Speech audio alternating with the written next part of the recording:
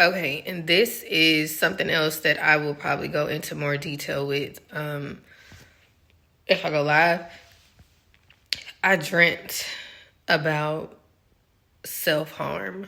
So I don't know if somebody connected to me is struggling with that. And it's a coping mechanism, right, that inflicts pain on oneself. When I was younger, I don't even tell many people this. When I was younger, when I would get like really overwhelmed by my emotions, I would bite my arm like really, really hard. I was probably about in like third grade. I probably even did it a couple times like in high school. Like I would say from like, 8 or 9 to like high school. In my dream, the young lady did the same thing, but she bit like her finger. Like and in a dream, she was going through a lot. And when I was typing it up, it was like, it was making things like falsely okay. Because then something else will happen. And then here we are, like, because you never dealt with it. So he been on me heavy about like just healing, period, today. That's not the only coping mechanism, right? Like you can do self-harm with cutting it and different things. And it's crazy because we was just talking about Mark 5 and the Legion of Demons had that man like cutting himself, right? And I know for me, I didn't know how to process different emotions. I didn't know how to deal with them. I went through a lot before I was like 5. So, fast forward, my dad is deployed to Afghanistan, and the way I dealt with that anxiety, because that's what it is, right? And other emotions, but for me, it was heavy on the anxiety. When he was deployed, I basically started having an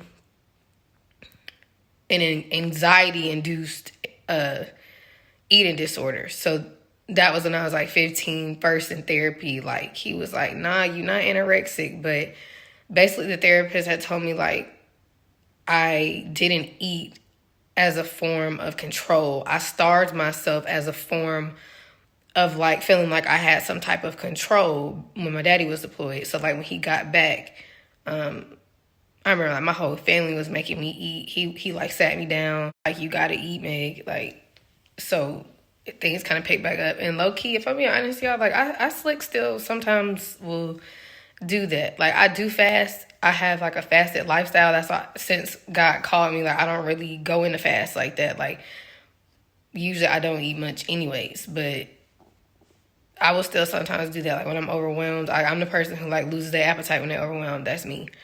So those are 2 very specific things that he wanted me to talk to y'all about. But there's other things, like drinking. I got a video that says why I stopped drinking, right? But even in the video, I knew like I'd be crazy to say I ain't never gonna do it again because I know me, right? But why I had stopped. Because I did use it as a coping mechanism to the extent of when I began to drink too much, my stomach ulcers would get triggered. And I knew like, you know what, God, I felt like you put that in place, smoking, getting high, that helped with anxiety. But all those things was like, once you come down, just like the girl in my dream, like, okay, it might have helped you in that moment, keep yourself together. But then what happens in the next moment? It just builds up, builds up, builds up. And I say that in the video, why I stopped drinking. I don't know if that's on this channel or Life of Memo's channel, but I have a whole video about that and how God was dealing with me with drinking and how I couldn't do it to cope and all those things. Like even with my bout with different things, when my great uncle passed, I knew like, nope. Now I'm in a place in my life where I know if I'm overwhelmed, feeling anxious or something, I need a break. I gotta go tap out. Gotta go lay at the feet. I can't run to other things. Only the Holy Spirit.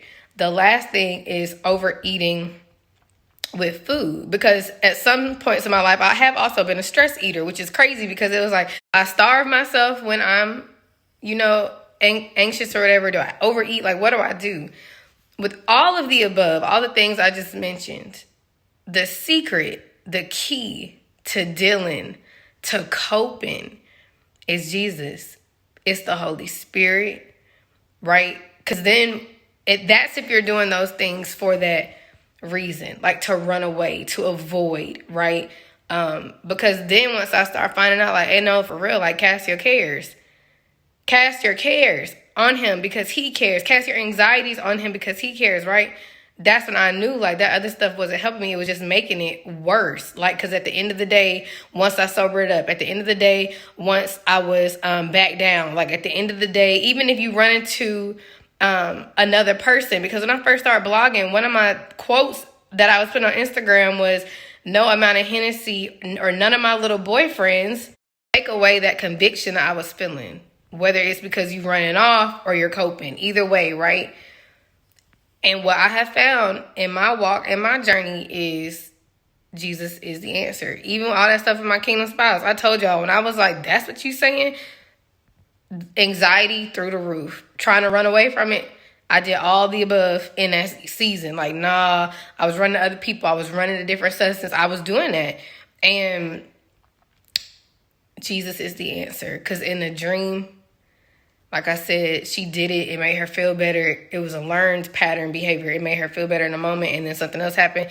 And then even more bad stuff happened because she never could like heal and respond and deal in situations the way that she could have, the way that she should have. And so things just kept getting worse. So I don't know who needs that.